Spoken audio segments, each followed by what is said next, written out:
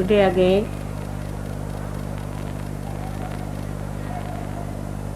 I must thank Mrs. Venugopala for singing such a beautiful song about the Devi. I was very much impressed the way Patrick told you that they are confident that they can solve any problem. That's what it has to be. That's the sign of a Sahajogi who has reached a very great height in his understanding about himself and about others.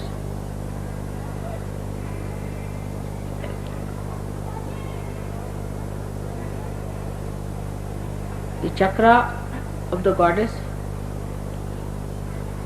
lies behind the sternum bone in the spinal cord.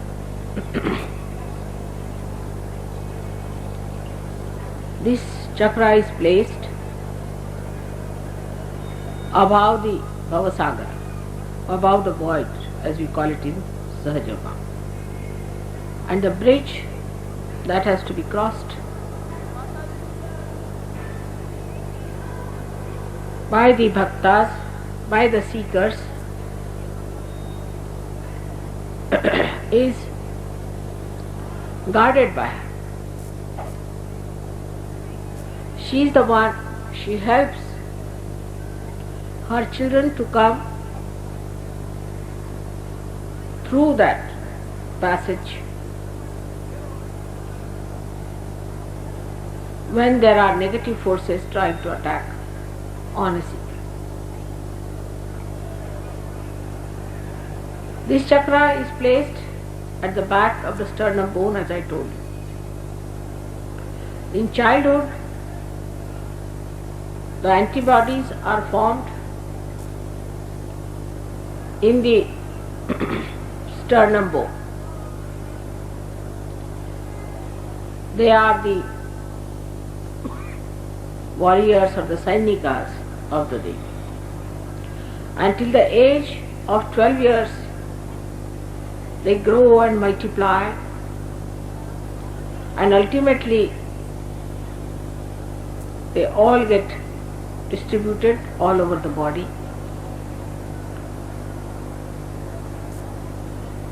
And a human being is made able to face any outside invasion on him.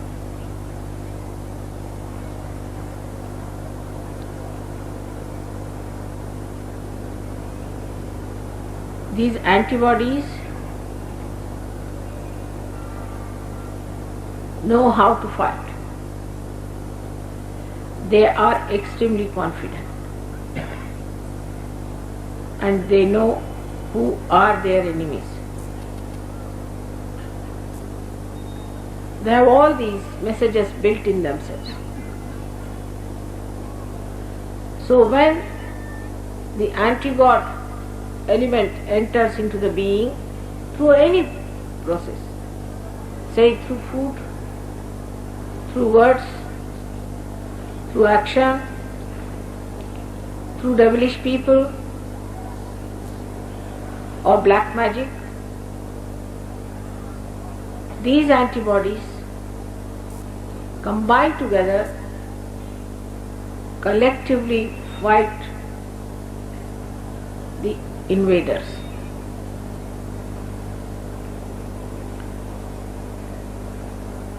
Those who do not have their central heart properly developed suffer from tremendous insecurity all their lives.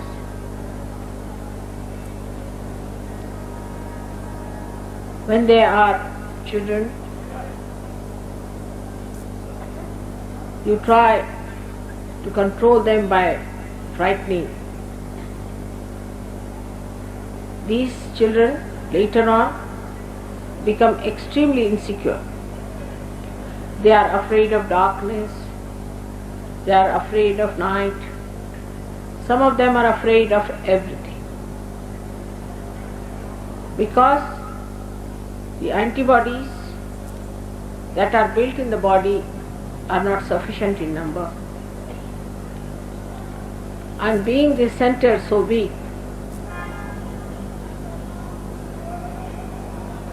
the person feels extremely insecure. Later on in life, when the child goes to the school or he tries to work,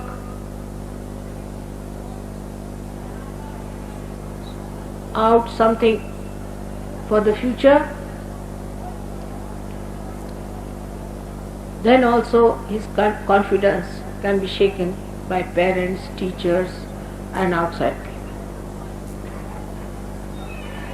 So it is very important to understand children who are grown. In the West, they analyze everything and try to put human beings into compartments. First, the child is a child according to them. Child has no innocence and is extremely selfish. Second part is adolescence, which they think is a very arbitrary, moody stuff. In India, we do not know that there is something like adolescence. Now these adolescent people form a group and they start criticizing or making fun of all the elders. At a very young age it starts.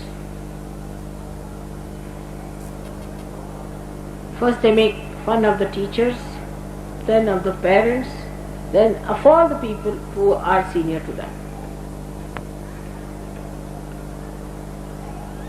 They start becoming extremely active in their brains because they see too many televisions and things like that. And then they start behaving at a very young age in such a violent ways that one cannot imagine. I used to live about 25 miles away from London. And every time I would go to London, I would find some children doing some sort of a mischief somewhere. But one day some of them entered into my compartment. And they started pulling out all the covers, thrusting their knives into the seats, opening out all the upholstery. I was just sitting and watching. So I said, "Now are you tired? Please sit down. What's the problem?" They said, "We are all very angry." I said, "For what? Why are you angry?" I said, "We are just angry." I said, "But you have to be angry for something."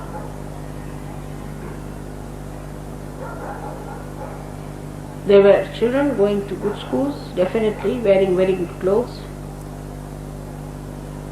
And then I had to, when the train stopped, I called the ticket collector and told him that these boys have been doing all this hooliganism in the compartment and you better look at it. And he came in and he said, "This is a common thing." And then somehow or other he took them out. But the only thing I felt about them is that all of them had their center heart catching. On the Kundalini, they are catching their center heart. But when they saw me, they sat down. They were quiet. They listened to me. I settled their center heart.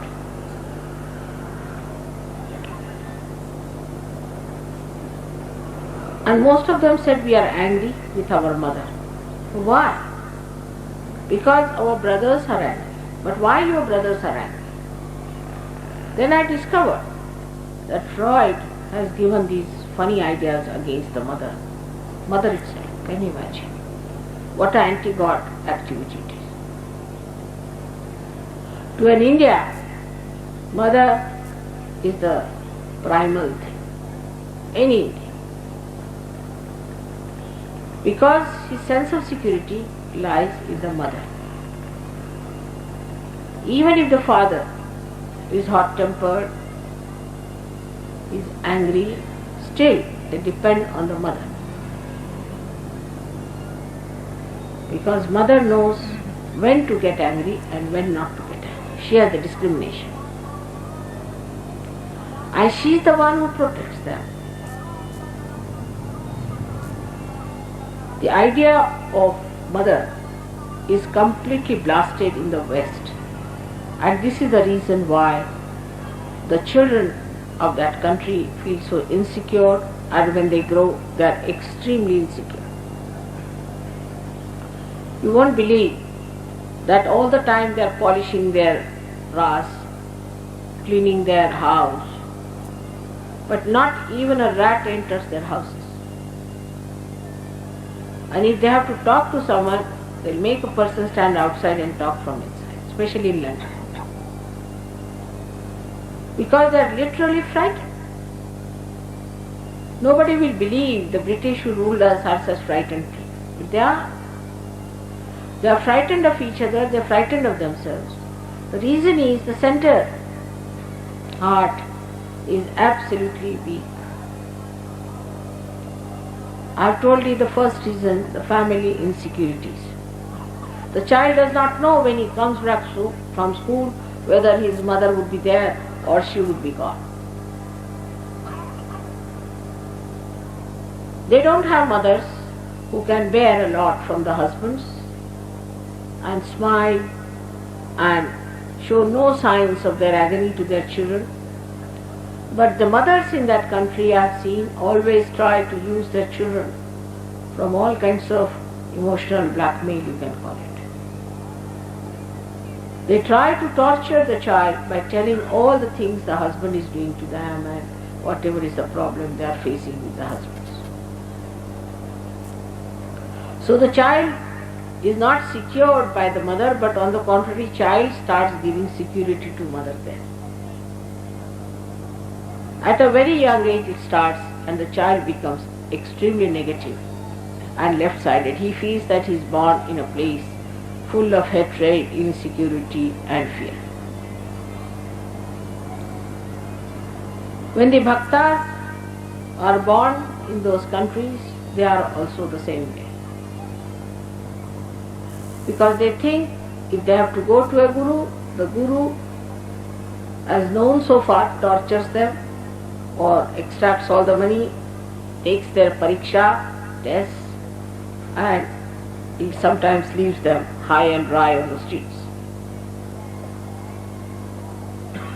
But in our country, the goddess has taken incarnation many a times. Thousands times she has taken here for birth. Whenever the bhaktas called her, when they are pestered by the negative forces, she came on this earth to save them. These things used to be just accepted by people, but never were really accepted in their hearts. People thought these are some sorts of mythological stories, that the goddess came on this earth and she tried to save the people. They could not believe that there could be a Shakti who could be born, who could fight these horrible Rakshasas and kill them and save her children, her bhaktas from agony. It was too much. But today in Sahaja Yoga, you have seen that when Kundalini rises and stops at the center Nabhi, you have to say the mantra of Jagadamba and the Kundalini rises. That means she resides in the center heart, and when she is being worshipped, the Kundalini rises. This center has got 12 petals. But the goddess has 1,000 hands and 1,000 eyes. She has 16,000 nadis to work out her different aspects of enlightenment. But the first thing she has to do, through her generosity and kindness and compassion and patience, she has to suck in the sins, the papa vimochini, the sins of human beings. One of the sentences in Bible was, wages of fear is sin. Or you can put it the other way round, the wages of sin is fear.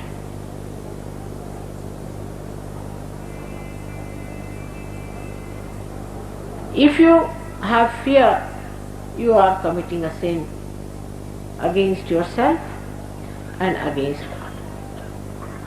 Because if Mother is almighty and she can solve all your problems, you are under her protection, then why should you have any fear? That means you don't believe that she is that powerful.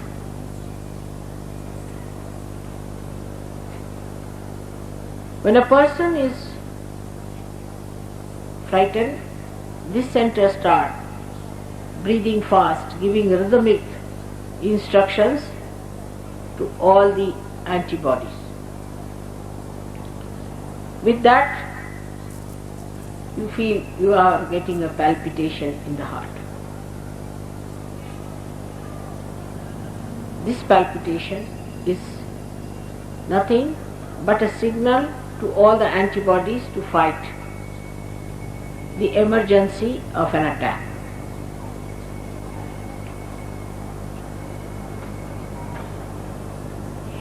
But when somebody builds up insecurity later on in life,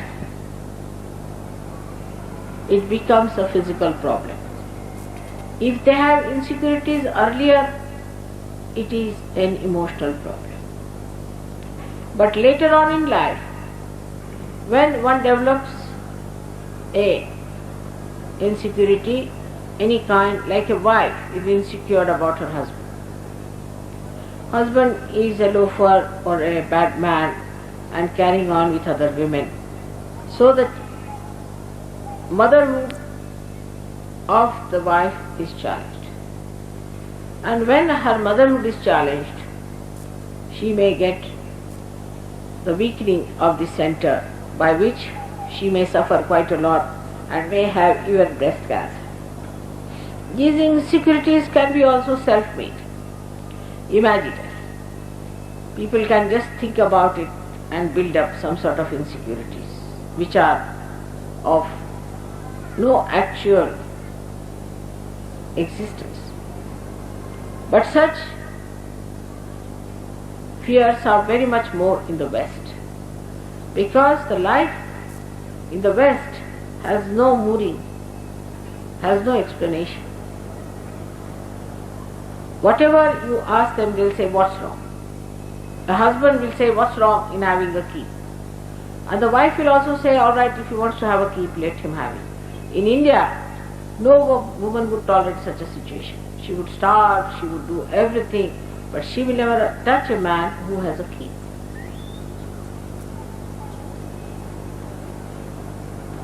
So the basis of the strength of Indian women is their sense of chastity. The sense of chastity in the Indian women is so great that nothing can deter them as long as they are chaste. But if they are not chaste, then fear settles in them very fast. Chastity is the strength of women. And that's why those women who have fear mostly have a problem of their chastity being challenged. A woman who is frightened that her chastity may be disturbed also can develop a problem with the heart chakra. Such women can develop breast cancers, breathing troubles, and other kind of frightening diseases on the emotional level also.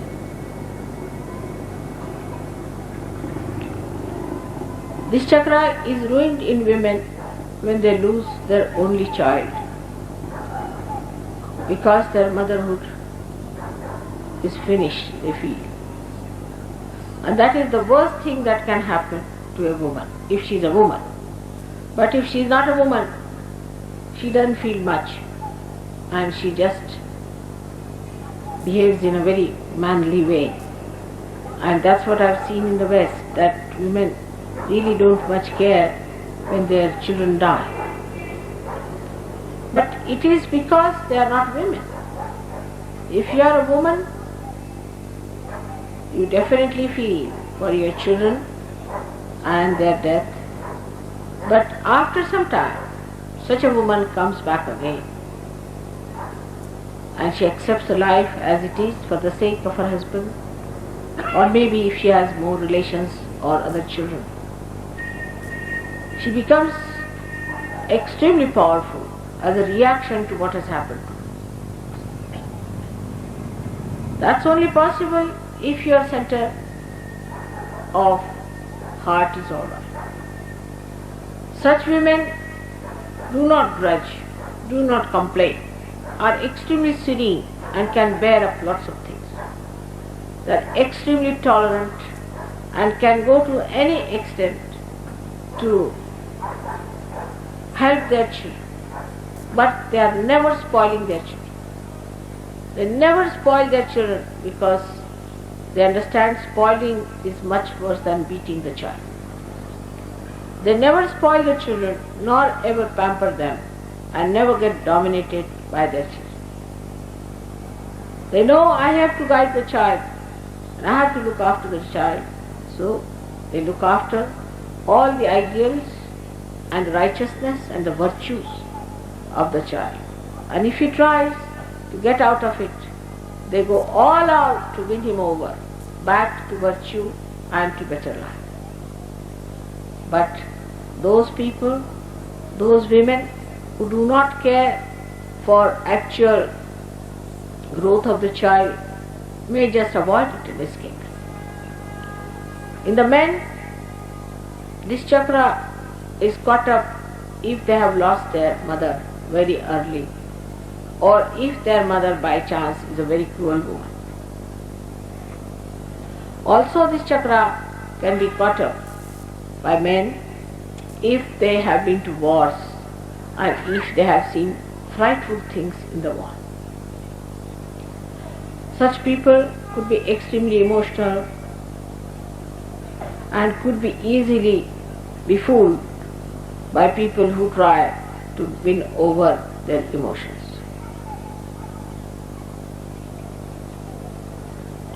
What is to be done to improve this chakra? In Sahaja Yoga, we have many techniques by which we can improve this chakra and get your confidence back.